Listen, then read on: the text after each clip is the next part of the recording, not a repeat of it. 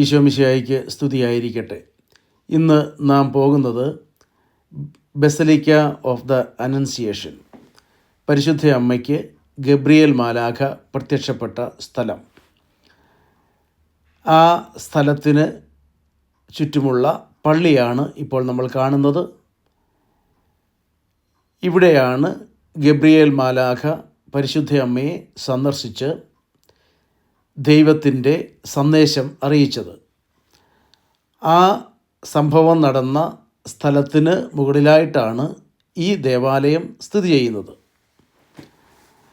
വിശുദ്ധ ലൂക്കായുടെ സുവിശേഷം 1-ാം അധ്യായത്തിൽ 26 മുതലുള്ള തിരുവചനങ്ങളിൽ നമ്മൾ കാണുന്നത്, 6-ാം മാസം ഗബ്രിയേൽ ദൂതൻ ഗലീലയിൽ നസറത്ത് എന്ന പട്ടണത്തിൽ ദാവീദിൻ്റെ വംശത്തിൽപ്പെട്ട ജോസഫ് എന്നു പേരായ പുരുഷനുമായി വിവാഹം നിശ്ചയം ചെയ്തിരുന്ന കന്യകയുടെ അടുത്തേക്ക് ദൈവത്താൽ അയക്കപ്പെട്ടു.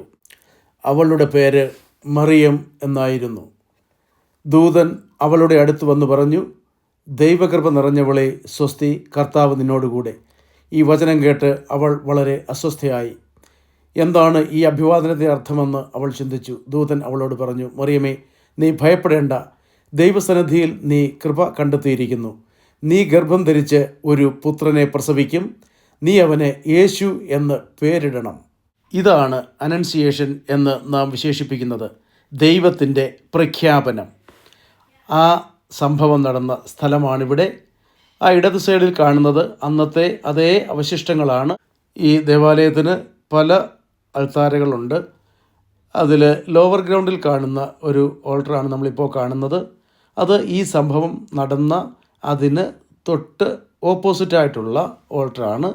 ഇനിയും അതിൻ്റെ വലതുവശത്തായിട്ട് ഗ്രൗണ്ട് ഫ്ലോറിൽ തന്നെ കാണുന്ന വേറൊരു ഓൾട്ടറാണ് നമ്മൾ ഇപ്പോൾ കാണുന്നത്.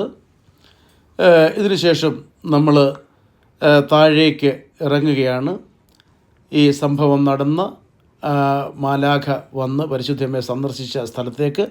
ഇതാണ് ആ സ്ഥലം. അവിടെ ആ ഒരു ചിത്രം നമുക്ക് കാണാൻ പറ്റും, മാലാഖ പരിശുദ്ധ അമ്മയോട് സംസാരിക്കുന്ന ചിത്രം. ഇപ്പോൾ നാം കാണുന്ന ഈ എക്സാക്റ്റ് പോയിൻ്റിലാണ്, ഈ സ്ഥലത്താണ് പരിശുദ്ധ അമ്മയ്ക്ക് ഗബ്രിയേൽ മാലാഖ പ്രത്യക്ഷപ്പെട്ട് ഈ ദൈവത്തിൻ്റെ തീരുമാനം അറിയിച്ചത്. ആ ഓൾട്ടറിന് മുകളിലായിട്ട് കല്ലുകളൊക്കെ കൊഴിഞ്ഞു വീഴാതെ അവിടെ സിമൻ്റൊക്കെ തേച്ചിട്ടുണ്ട്. അതൊഴിച്ചാൽ ആ മുകൾ ഭാഗത്ത് യാതൊരു മാറ്റവും വരുത്തിയിട്ടില്ല. അന്നത്തേതുപോലെ തന്നെ നമുക്ക് കാണുവാനായിട്ട് സാധിക്കും. ബാക്കിയുള്ള ഭാഗങ്ങളിൽ ഫ്ലോറിംഗ് ഒക്കെ ചെയ്തിട്ടുണ്ട്, സൈഡ് വോള് സെക്യൂർ ചെയ്തിട്ടുണ്ട്. അത് ഒഴിച്ചാൽ അന്നത്തെ അതേ അനുഭവം, അന്നത്തെ അതേ ആ കാഴ്ചകളാണ് നമ്മൾ കാണുന്നത്. പരിശുദ്ധ അമ്മയുടെ കാൽപ്പാടുകൾ പതിഞ്ഞ സ്ഥലമാണ്. ഗബ്രിയേൽ മാലാഖ വന്ന സ്ഥലമാണ്. അങ്ങനെ എല്ലാം കൊണ്ടും വളരെയധികം അനുഗ്രഹിക്കപ്പെട്ട ഒരു സ്ഥലമാണ് നമ്മൾ കാണുന്നത്. ഇത് കണ്ടുകൊണ്ടിരിക്കുന്ന നമ്മളെ എല്ലാവരെയും ദൈവം സമൃദ്ധമായിട്ട് അനുഗ്രഹിക്കട്ടെ എന്ന് പ്രാർത്ഥിക്കുന്നു.